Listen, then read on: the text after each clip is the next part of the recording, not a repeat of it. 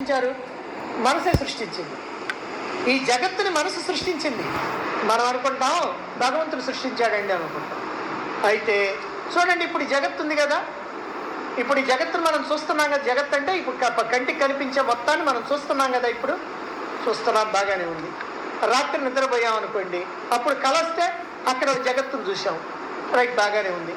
మరి గాఢ నిద్రలోకి పోతే ఈ జగత్తు లేదు, ఆ జగత్తు లేదు. అప్పుడుంది ఆ జగత్తు లేదు.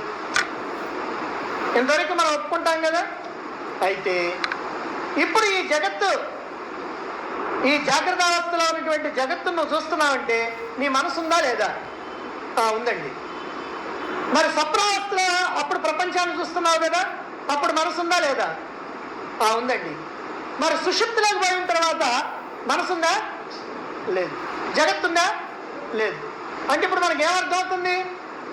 మనసుంటే జగత్తుంది, మనసు లేకపోతే జగత్తు లేదు. ఏ జగత్తన్నా కానీ, స్వప్న జగత్తు కానివ్వండి, జాగ్రత్త జగత్తు కానివ్వండి. అంటే మనసుంటే జగత్తుంది, మనసు లేకపోతే జగత్తు లేదు. రాత్రి గాఢ నిద్రలో నీ మనసు లేదు, జగత్తు లేదు. అంటే మనసుంటే జగత్తు, మనసు లేకపోతే జగత్తు లేదు. అంటే జగత్తును సృష్టించింది ఎవరన్నమాట? మనస్సు. మరైతే ఈ మనసు లేకపోతే జగత్తు లేదు కదా. జగద్బ్రహ్మ తొలగాలంటే మనసును తొలగించుకుంటే సరిపోద్ది కదా. కాబట్టి మనస్సును తొలగించుకోవాలి, మనోనాశనం కావాలి, జగద్దృష్టి కనకపోవాలి. అయితే మనస్సు అంటే ఏమిటి? ఆత్మ నుంచి లేచినటువంటి అలా మనస్సు. మనం ఎక్కడికి వస్తున్నామో మీకు కాసేపటికి అర్థం అవుద్ది. ఇప్పుడు ఎందుకనంటే మనం మన యొక్క స్థానానికి వస్తూ ఉన్నాం. ముందుగా మాట ఒక్కటి చెప్తే మీకు అర్థం అవుతుంది. మనం మన స్థానానికి వస్తూ ఉన్నాం. ఇప్పుడు మనస్సు అనేటువంటిది ఎక్కడ లేచింది? ఆత్మ నుంచి లేచినటువంటి అల. సముద్రంలో నుంచి అల వస్తుంది కదా, వచ్చి మళ్ళీ సముద్రంలో పడిపోతూ ఉంటుంది కదా. మరి నేల మీద అల వస్తుందా? ఎప్పుడన్నా నేల మీద అలరాదు, సముద్రంలోనే వస్తుంది అలా. అలాగనే ఈ మనస్సు అనేటువంటిది ఎక్కడ లేస్తుందంటే ఆత్మ ఉన్నప్పుడే లేస్తుంది. ఆత్మ లేకపోతే మనస్సు అనేటువంటిది లేవు. ఆత్మ నుంచి లేచినటువంటి అలా అనేకమైనటువంటి ఆలోచనలు చేస్తూ ఉంటుంది మనస్సు, అనేకమైనటువంటి సంకల్పాలు చేస్తూ ఉంటుంది. ఈ ఆలోచనలు సంకల్పాలు ఏవైతే ఉన్నాయో వాటిని కనుక పక్కకి నెట్టి చూస్తే అక్కడ మనస్సు లేదు. మానసం తుకిం మార్గణే కృతే రమణ మహర్షి. అసలు మనసు అంటే ఏమిటని కనుక నువ్వు ఆలోచిస్తే మనసు లేనే లేదని తెలుస్తుందని ఆయన చెప్పాడంటే అర్థం ఏంటంటే, ఈ మనస్సు అనేటువంటిది ఆత్మ నుంచి లేచినటువంటి అలాని మనం చెప్పుకున్నాం కదా. అసలు మనస్సు ఏం చేస్తుంది? ఆలోచనలు చేస్తుంది, సంకల్పాలు చేస్తుంది. ఆలోచనలు కనుక లేకపోతే, ఆలోచనలు పక్కన పెట్టేస్తే ఇప్పుడు మనసు ఉందా? అసలు మనస్సు అంటే ఆలోచనలు, ఆలోచనలు అంటే మనస్సు. ఆలోచనలు అంటే మనసు ఉందంట, ఆలోచనలు అయితే మనసు లేదంట.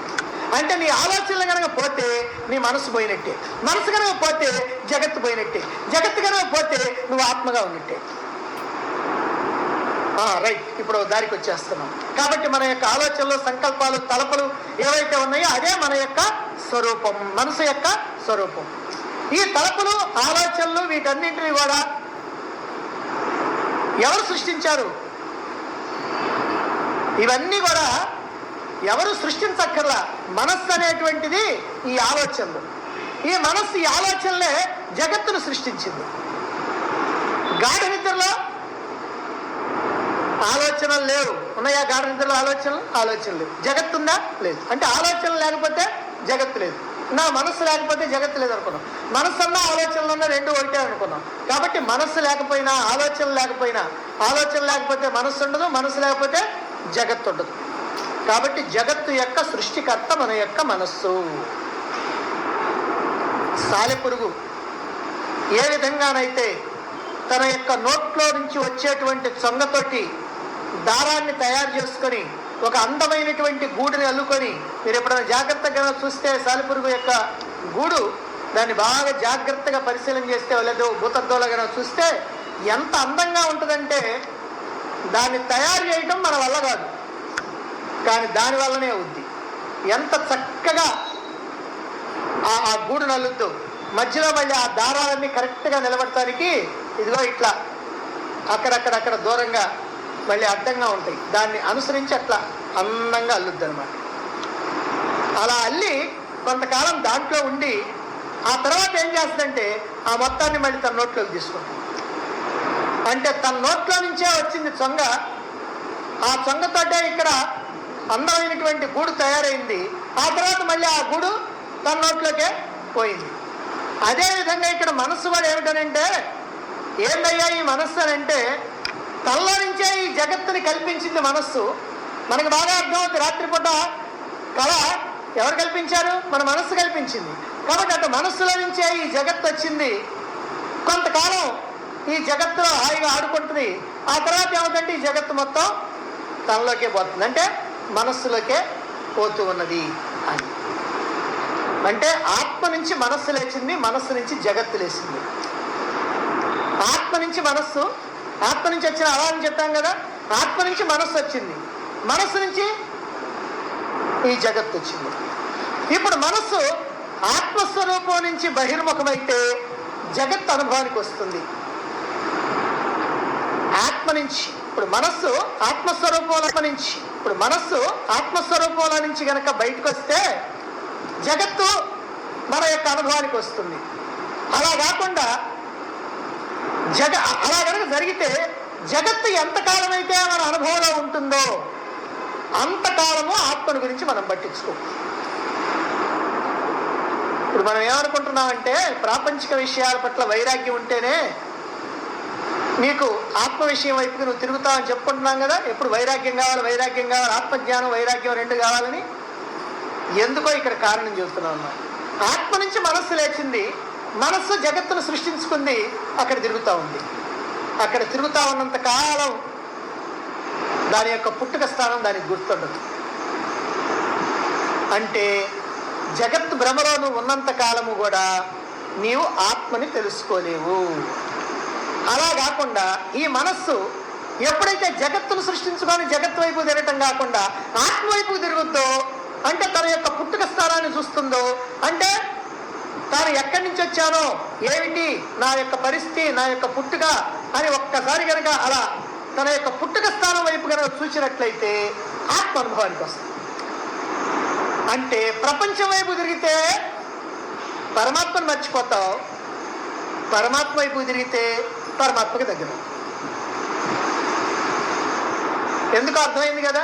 ఆత్మ నుంచి మనస్సు లేచింది, మనస్సు జగత్తును సృష్టించింది, జగత్తులో తిరిగినంతకాలం ఆత్మ సంగతి గుర్తుండదు. ఎప్పుడైతే జగత్తును వదిలిపెట్టి ఆత్మ వైపు తిరిగావో అప్పుడు ఆత్మ సంగతిని తెలుసుకుంటాం, ఆ ఆత్మనే అనుకుంటాం. మనం ఆత్మానుభూతిని అందుకోవాలంటే ఒకే ఒక్క మార్గం, ఒకే ఒక్క పని, ఒకే ఒక్క ఉపాయం ఏమిటయ్యానంటే ఎల్లప్పుడూ ఆత్మను తలుచుకోవటం. ఆ పని చెయ్యం కాబట్టి ఎల్లప్పుడూ ఏదో తలుచుకుంటా ఉంటాం, ఏదో కాసేపు తలుచుకుంటాం కాబట్టి ఆత్మను గురించి. అందుకని మనకు ఆత్మ అనుభవానికి రాదు. కానీ ఎల్లప్పుడూ ఆత్మను తలుచుకుంటే ఎప్పుడు ఆత్మ అనుభవానికి వచ్చేస్తుంది. దీన్ని బట్టి మనకేమర్థం అవుద్ది, మనస్సు ఎప్పుడు కూడా అంతర్ముఖం కావాలి కానీ బహిర్ముఖం కాకూడదు అని. నీ ఆలోచనలన్నీ కూడా ప్రపంచానికి సంబంధించినటువంటివి కాకుండా పరమాత్మకు సంబంధించినవి కావాలి. ప్రపంచానికి సంబంధించిన ఆలోచన చేస్తేనేమో నువ్వు బయటికి పోతున్నావు, పరమాత్మకు సంబంధించినటువంటి ఆలోచన చేస్తుంటేనేమో నువ్వు అంతర్ముఖం అవుతున్నావు. కాబట్టి నువ్వు ఎప్పుడు కూడా అంతర్ముఖం కావాలా. ఈ విధంగా మనస్సు తన యొక్క స్వరూపాన్ని, ఆత్మస్వరూపాన్ని విచారిస్తూ అంతర్ముఖమైనప్పుడు ఆ మనస్సు కాస్త ఏమవుద్దనంటే, అంతర్ముఖమైనప్పుడు ఆ మనస్సును గురించి, ఆ ఆత్మను గురించి ఆలోచిస్తున్నప్పుడు ఆలోచించి ఆలోచించి ఆలోచించి ఈ మనస్సు కాస్త ఆత్మలో పడిపోద్ది, ఆత్మలో కలిసిపోద్ది. అదే మనోనాశనం. ఆత్మగా ఎప్పుడైతే మనస్సు ఎప్పుడైతే ఆత్మలో కలిసిపోయి ఆత్మగా అయిపోయిందో ఇక మనసు యొక్క జీవితం ముగిసిపోయింది, మనసు చచ్చిపోయింది. మనసు చచ్చిపోతే ఆత్మగా మాత్రమే మిగులుతావు. ఇలా మనస్సు అంతర్ముఖం కావాలన్నా మనకు అంతర్ముఖం కావాలిగా, ఆత్మలో కలవాలన్నా, ఆత్మగా ఉండాలన్నా, బాహ్య ప్రపంచం వైపు పోకుండా ఉండాలన్నా నిరంతరము ఆత్మస్వరూపాన్ని గురించినటువంటి చింతన చెయ్యాలి. ఆ మనస్సుని మనం బాగా సంస్కరించాలి, మనస్సును సంస్కరించాలి. మనస్సులో ఏ రకమైనటువంటి కల్మషాలు ఉండకూడదు. కల్మషాలు కనుకుంటే లోపలికి పోదు, బయటికి పోద్ది.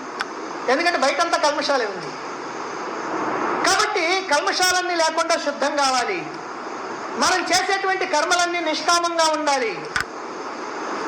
మనస్సు నిర్మలం కావాలి, నిష్కల్మషం కావాలి, ఫలాసక్తిని వదలాలి, భగవదార్పణ బుద్ధి బుద్ధితో కర్మలు చేయాలి, కర్తవ్యతా భావంతో చేయాలి, కర్తృత్వాన్ని వదిలిపెట్టాలి. మనం ఏదైతే భగవద్గీతలో చెప్తున్నామో నిష్కామ కర్మలు చేయాలి, ఫలాసక్తిని వదిలిపెట్టాలి, భగవదార్పణ బుద్ధితో చేయాలి, లోక కళ్యాణం కోసం చేయాలి, కర్తృత్వ భావాన్ని వదిలేసేయాలి, కర్తవ్యతా భావంతో చేయాలి.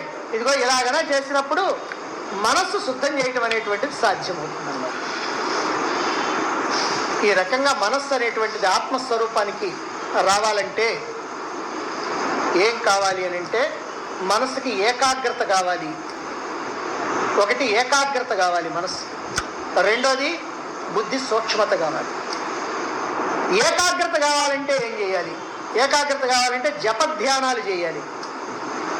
జపము ధ్యానము ఈ రెండు కూడా నీ యొక్క మనస్సుని ఏకాగ్రం చేస్తుంది. నిరంతర పరమాత్మ స్మరణ, జపం అంటే ఏంటి? పరమాత్మ స్మరణే. కాబట్టి నిరంతర పరమాత్మ స్మరణ ఏదైతే ఉందో అది నీ మనస్సుని శుద్ధం చేస్తుంది, మనస్సులో ఉన్నటువంటి కల్మషాలన్నింటినీ కొట్టేస్తుంది. ఆ తర్వాత నీ స్వరూపం ఏదో నువ్వు విచారణ చేయాలి, అంటే ఆత్మ విచారణ చేయాలి. వేదాంత శాస్త్రాల్లో చెప్పబడినటువంటి విషయాలు ఏవైతే ఉన్నాయో అవన్నీ కూడా బాగా బుద్ధికి ఎక్కాలి. అది కనుక ఎక్కాలి అంటే సద్గురువుని ఆశ్రయించాలి, శాస్త్ర శ్రవణం చేయాలి, మననం చేయాలి, నిధిధ్యాసం చేయాలి. ఇది మళ్ళీ మామూలుగా మనకు ఉన్నటువంటిది.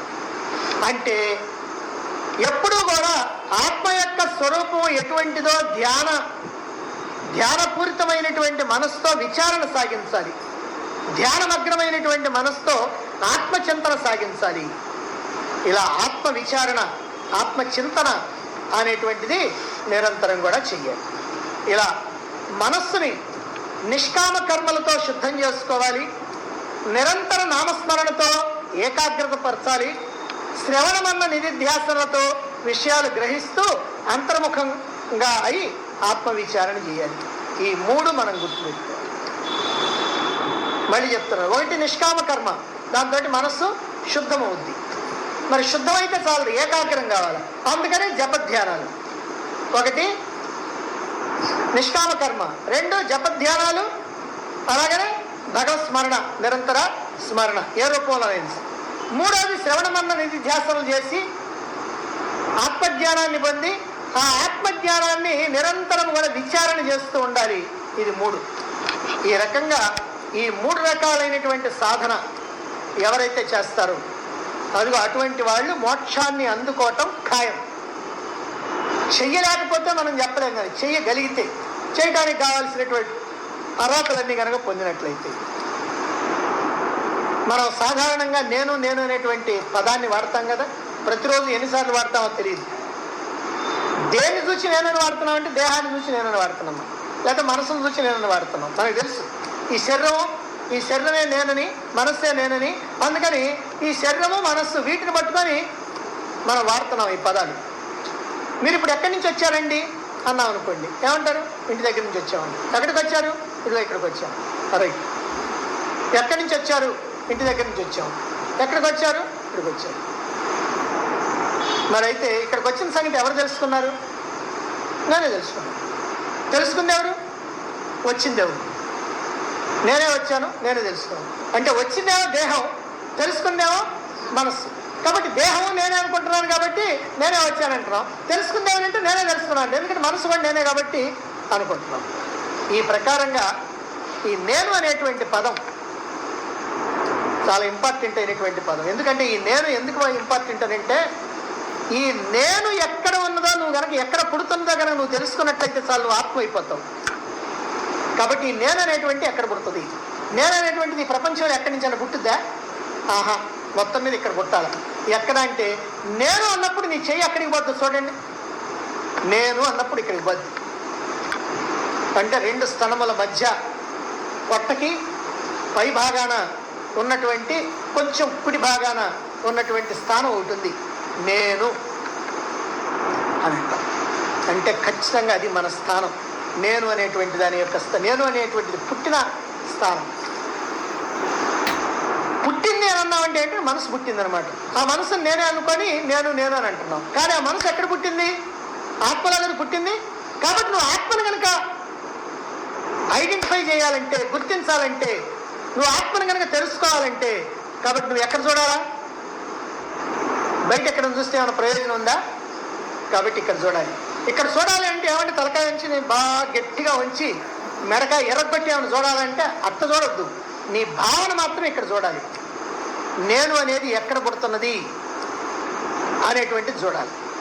అంటే ఈ నేను పుట్టేది ఆత్మలోనని నిన్న చెప్పుకున్నాం కదా. అంటే మరి ఇప్పుడు నేనంటే ఇక్కడ అని చూపిస్తున్నావు కదా.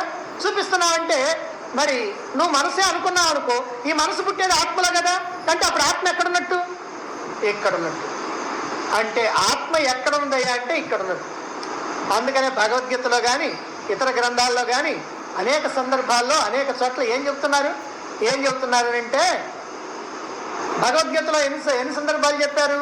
అహమాత్మ గుడాకేశ సర్వభూతాశే స్థిత ఈశ్వర సర్వభూతానాం హృదయసేర్జన తిష్టతి. అదిగో ఇక్కడ హృదయ స్థానంలో ఉన్నాము అని. నిజంగా పరమాత్మ హృదయ స్థానంలో ఉన్నాడా? పరమాత్మ హృదయ స్థానంలో ఉంటే మిగిలిన స్థానాల్లో లేడా? మళ్ళీ వెంటనే సందేహం వచ్చింది. ఎందుకంటే మనం ఏం తెలుసుకున్నామంటే పరమాత్మ సర్వవ్యాపి. సర్వవ్యాపి అంటే దేహంలో కూడా సర్వవ్యాపేగా. మరి దేహంలో సర్వవ్యాపి కనుకైతే పరమాత్మ ఇక్కడే ఉన్నాడని ఎట్లా తెలుస్తుంది? అంటే మన యొక్క సాధన కోసం చెప్తున్నారు అన్నమాట. ఇక్కడ ఉన్నది నిజమే, ఇక్కడ ఉన్నది, ఇక్కడ లేదని మాత్రం అనడానికి వీల్లేదు. అయితే ఇక్కడ మాత్రమే ఉన్నది కాదు, అయితే మనం చూడాల్సింది మాత్రం ఇక్కడే. ఎవరంటే సాధకులు. ఇంతకుముందు మీకు అనేక సందర్భాల్లో చెప్పాము ఈ మాట. ఎందుకని ఇక్కడ చూడాలి అని అంటే నువ్వు పరమాత్మని అందుకోవాలంటే తప్పనిసరిగా ఇక్కడ చూడాల్సిందే. మరైతే ఇక్కడ పరమాత్మ ఉన్నాడు అనేటువంటి విషయం నాకు రూఢి కావాలండి. నీకు పరమాత్మ ఇక్కడ ఉన్నాడు అనేటువంటి విషయం రూఢి కావాలి అని అంటే మనం మంత్రపుష్పంలో ఈ విషయాన్ని చక్కగా తెలుసుకుంటున్నాం. కాకపోతే దాని అర్థం మనకి తెలియకపోవటం వల్ల మంత్రపుష్పం అనేటువంటి దేనికయ్యానంటే ప్రసాదాలకు ముందు చదువుకునేదండి. మంత్రపుష్పం చదివామంటే ఏ ప్రసాదాలు పెడతారని గుర్తు అని మనం అనుకుంటున్నాం. కానీ ఆ మంత్రపుష్పంలో చెప్పినటువంటి ప్రతి మాట కూడా పరమాత్మ ఎక్కడ ఉన్నాడు, ఎలా ఉన్నాడు అనేటువంటి దాన్ని ఎంతో సూక్ష్మంగా ఎంతో చక్కగా తెలియజేయటం జరిగింది. మరి ఆ పరమాత్మ ఇక్కడే ఉన్నాడు అనేటువంటి విషయాన్ని రుజువు చేసేటువంటి ఆ మంత్రపుష్పం యొక్క మంత్రాల శ్రీ శ్రీ శ్రీ ఆచార్య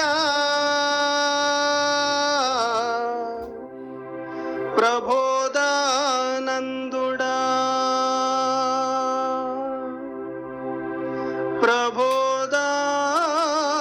ప్రబోధానందుడా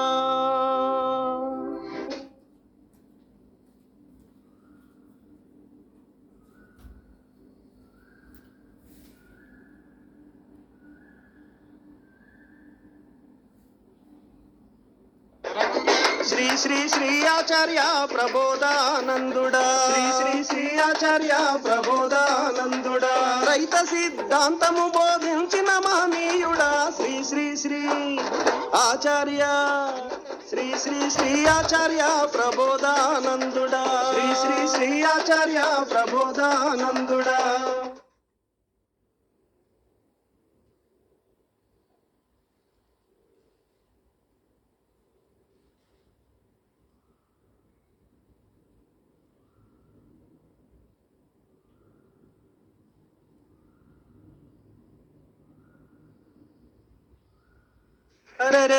భగవద్గీతన్నది ఒకే మతానికి చెందిన భగవద్గీతన్నది ఒకే మతానికి చెందిన గ్రంథము కాదంటూ సకల మానవాళి ఎంత గ్రంథము కాదంటూ సకల మానవాళి ఎంత అనుసరించాల్సిన ఒక జీవన మార్గం అంటూ అనుసరించాల్సిన ఒక జీవన మార్గం అంటూ భగవద్గీతే జ్ఞాన జ్యోతి అంటూ ప్రకటించిన శ్రీ శ్రీ శ్రీ ఆచార్య శ్రీ శ్రీ శ్రీ ఆచార్య ప్రబోధానందుడా శ్రీ శ్రీ శ్రీ ఆచార్య ప్రబోధానందుడా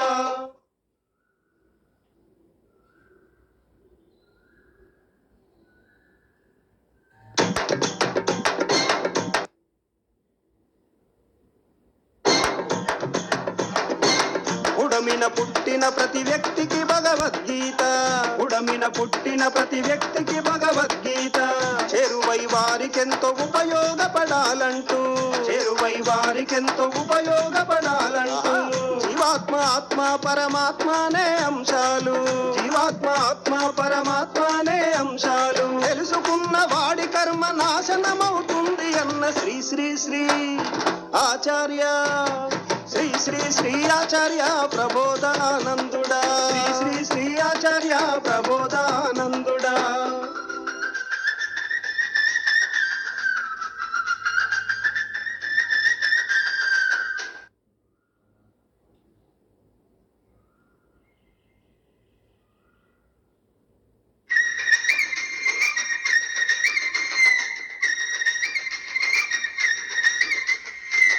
ఆధ్యాత్మికత వెళ్ళి విరిసే సామ్రాజ్యానికి, ఆధ్యాత్మికత వెళ్ళి విరిసే సామ్రాజ్యానికి ఆద్యంతము చక్రవర్తివి నీవేనయ్యా, ఆద్యంతము చక్రవర్తివి నీవేనయ్యా. నీ భావమే ప్రథమం నీ మార్గమే ద్వితీయం, నీ భావమే ప్రథమం నీ మార్గమే ద్వితీయం. నీ బోధనే త్రైతం నీ గమ్యమే అంతిమం. శ్రీ శ్రీ శ్రీ ఆచార్య శ్రీ శ్రీ శ్రీ ఆచార్య ప్రబోధానందుడా, శ్రీ శ్రీ శ్రీ ఆచార్య ప్రబోధానందుడా.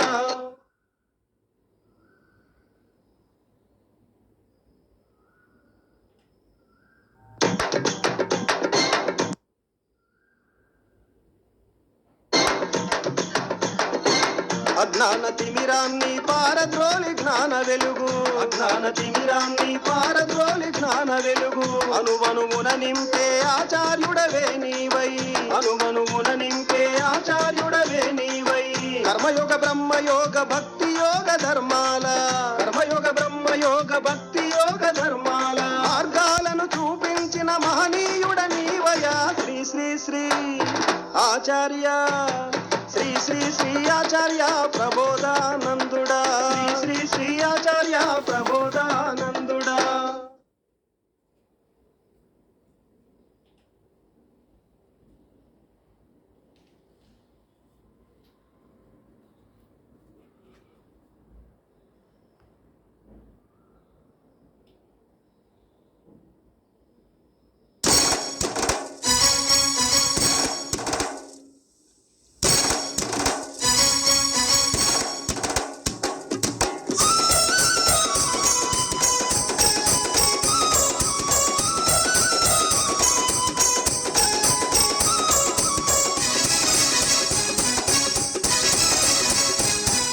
శుభాకాంక్షలు యోగీశ్వరుడా శుభాకాంక్షలయ్యా, శుభాకాంక్షలు యోగీశ్వరుడా శుభాకాంక్షలయ్యా.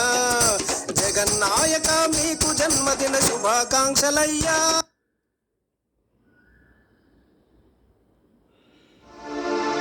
ఇంత దారుణం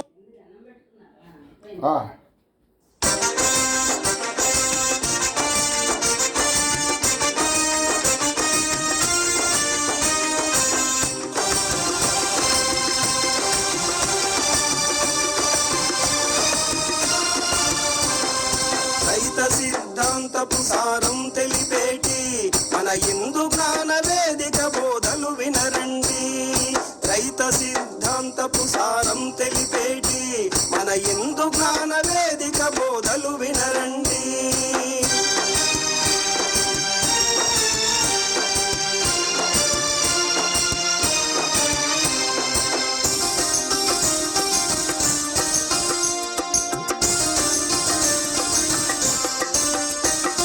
విశ్వవ్యాప్తముగా అందరిలో ఉంది త్రైతమని, అన్ని మతములల్లో హిందూ మతమే కలదని. విశ్వవ్యాప్తముగా అందరిలో ఉంది త్రైతమని, అన్ని మతములల్లో హిందూ మతమే కలదని. మత సామరస్యము కలగాలంటే దేవుని, మత సామరస్యము కలగాలంటే దేవుని జ్ఞానము తెలియాలనిందు జ్ఞాన వేదికంటున్నది. రైత సిద్ధాంతపు సారం తెలిపేటి మన హిందూ జ్ఞాన వేదిక బోధలు వినరండి. రైత సిద్ధాంతపు సారం తెలిపేటి మన హిందూ జ్ఞాన వేదిక బోధలు వినరండి.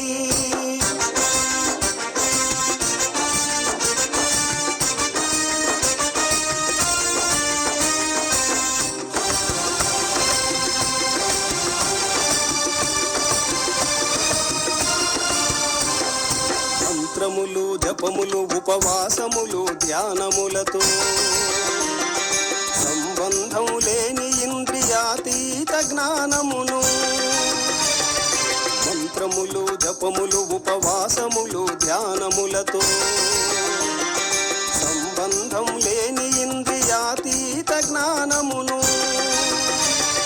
బోధిస్తూ నీ మతముల స్వచ్ఛమైన జ్ఞానివి బోధిస్తూ నీ మతముల స్వచ్ఛమైన జ్ఞానివి కావాలని ఇందు జ్ఞాన వేదికనే కోరుతుంది రైత సిద్ధాంతపు సారం తెలిపేటి మన ఇందు జ్ఞాన వేదిక బోధలు వినరండి రైత సిద్ధాంతపు సారం తెలిపేటి మన ఇందు జ్ఞాన వేదిక బోధలు వినరండి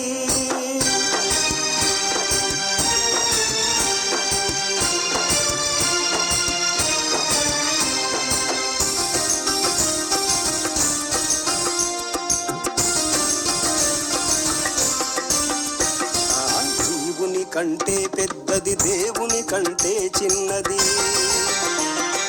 మరొకటేదో ఉన్నదని అది ఏదో తెలుపునది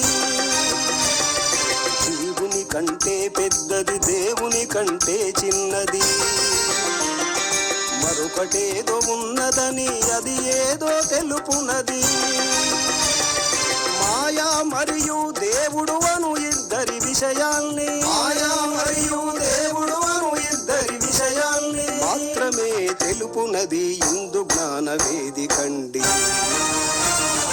రైత సిద్ధాంతపు సారం తెలిపేటి మన ఇందు జ్ఞాన వేదిక బోధలు వినరండి రైత సిద్ధాంతపు సారం తెలిపేటి మన ఇందు జ్ఞాన వేదిక బోధలు వినరండి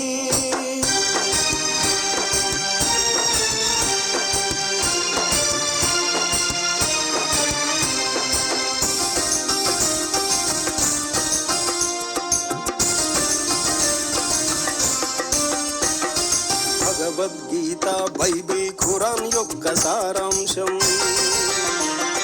తెలిసి ఆచరించునది ఇందు జ్ఞాన వేదికండి భగవద్గీత బైబిల్ ఖురాన్ యొక్క సారాంశం తెలిసి ఆచరించునది ఇందు జ్ఞాన వేదికండి దేవుని తప్ప మాయని ఆరాధించవద్దని దేవుని తప్ప మాయని ఆరాధించవద్దని శాస్త్రీయతలను రెంటిని తెలుపుతుంది రైత సిద్ధాంతపు సారం తెలిపేటి మన ఇందు జ్ఞాన వేదిక బోధలు వినరండి రైత సిద్ధాంతపు సారం తెలిపేటి మన ఇందు జ్ఞాన వేదిక బోధలు వినరండి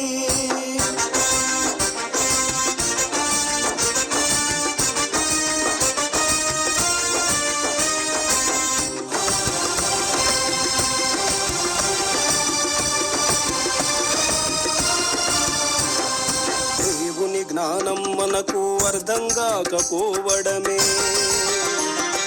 ఇలలో సంభవించే అనర్థాలకు కారణమన్నది దేవుని జ్ఞానం మనకు అర్థం కాకపోవడమే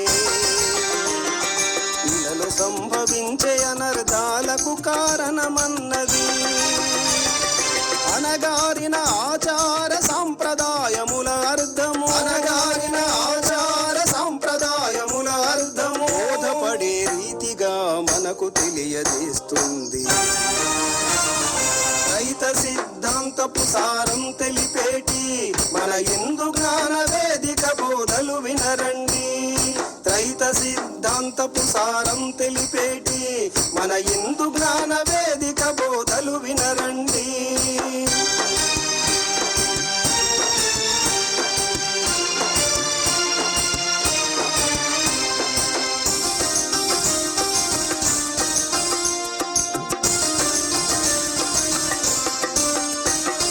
హింసతోని మనిషిని మతాన్ని మార్చలేమని దేవుని జ్ఞానంతో మాత్రమే సాధ్యపడుతుందని హింసతోని మనిషిని మతాన్ని మార్చలేమని దేవుని జ్ఞానం జ్ఞానంతో మాత్రమే సాధ్యపడుతుందని. జ్యోతిష్యము శాస్త్రమని వాస్తు శాస్త్రమే కాదని, జ్యోతిష్యము శాస్త్రమని వాస్తు శాస్త్రమే కాదని ఆధారాలతో ఇందు జ్ఞాన వేదిక తెలుపుతుంది. రైత సిద్ధాంతపు సారం తెలిపేటి మన ఇందు జ్ఞాన వేదిక బోధలు వినరండి. రైత సిద్ధాంతపు సారం తెలిపేటి మన ఇందు జ్ఞాన వేదిక బోధలు వినరండి. రైత సిద్ధాంతపు సారం తెలిపేటి మన ఇందు జ్ఞాన వేదిక బోధలు వినరండి. మన ఇందు జ్ఞాన వేదిక బోధలు వినరండి. ఓం శ్రీ గురుభ్యో నమః. నేను లేకుంటినను టెన్నడేని లేదు, నీవు నటులే ఈ ధరానే తలట్లే. ఇక ముందును మనమందరెన్నటికి లేకపోవుడమనుటు ఏ లేదు సుమ్మి. దేహికెట్లు కల్గడినో ఈ దేహమందు, బాల్యమును యవ్వనము జరవరస నట్లే కలుగు దేహాంతర ప్రాప్తి. కనుక ధీరుడట్టి దానికై ఎప్పుడు మోహమునబడదు. పంచతన్మాత్రలను పుట్టి ప్రబలు చుండును జగతి, శీతోష్ణ సుఖ దుఃఖ జాలమెల్లా వచ్చిపోయెడు నెవి అశాశ్వతములగుట. వాని నొక ఇంత యోచుకోవలయు పార్థ.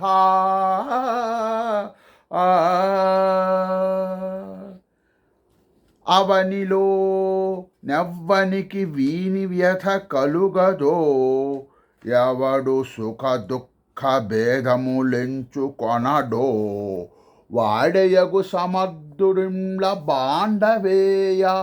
మోక్ష పదవికి నర్హతను గడింప.